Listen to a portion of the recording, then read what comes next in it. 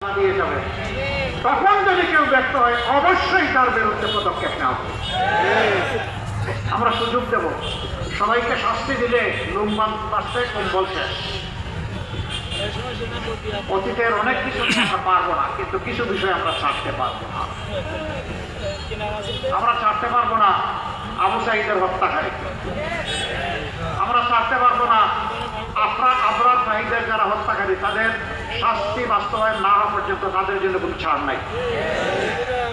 তাদের সহযোদ্ধা শরীফ ওসমান বিন হাদি, তার হত্যাকারীর জন্য কোনো মায়া নাই, দয়া নাই, ছাড় নাই।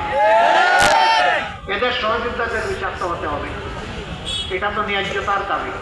তবে কারো উপর বিচার করা হবে না ইনশাআল্লাহ। কোনো পাইকারি জরিমানা নাই, ন্যায়ের ন্যায় সব কিছুকে গুলায় ফেলার কোনো কর্মসূচি আমাদের নাই। তারপরে আমরা কথা দিচ্ছি, মানুষ তো ভুল করতেই পারে।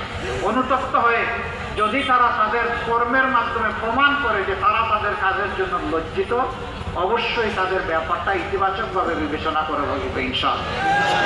এই দেশ চালাতে হবে, এই মানুষগুলো এই দেশেরই মানুষ। কোথায় ফেলবো? সাগরে? এদেরকে সাগরে ফেলতে পারবো না। আর এত মানুষকে জায়গা দেওয়ার মতো জেল বাংলাদেশে নাই। সবার লাগবে না, লেজ ধরে পা ধরে টানাটানি না করে কান ধরে টান দিলেই হয়ে যাবে ইনশাআল্লাহ। আমরা লেজার পা ধরবো না, আমরা মাথার ওই যে ডানার বায়ে কান আছে ওইটা ধরে টান দিব, যার কথা, যাতে একজনের শাস্তি থেকে 1000 জন শুদ্ধ হয়ে যায়, পরিশুদ্ধ হয়ে যায়। এই কক্সবাজার এটা এখন পর্যন্ত কেন হংকং হতে পারলো না? কেন এটা সাংহাই তো পারলো না? কেন এটা সিঙ্গাপুর হতে পারলো না? পারলো না অসৎ দুর্নীতিবাজ লুটেরা ব্যাংক ডাকাতদের কারণে পারে। ওরা জনগণ নিয়ে চিন্তা করে না।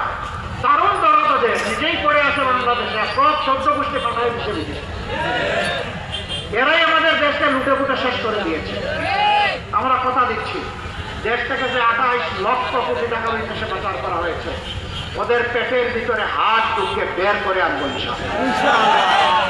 এবং সেই টাকা রাষ্ট্রীয় কোষাগারে জমা হবে, জনগণের উন্নয়নে ইনসাফ ভিত্তিক সেটা ব্যয় করা হবে। কোনো মামা খালু, কোনো প্রেসিডেন্ট, প্রধানমন্ত্রী, মন্ত্রীর মুখ দেখা হবে না। যার যেটা পাওনা তার কাছে সেটা পৌঁছে দেওয়া হবে ইনশাআল্লাহ। কক্সবাজার এটা অপার সম্ভাবনার একটা পর্যটন এরিয়া, কিন্তু না, সেভাবে বিকশিত করা যায়নি। এখানে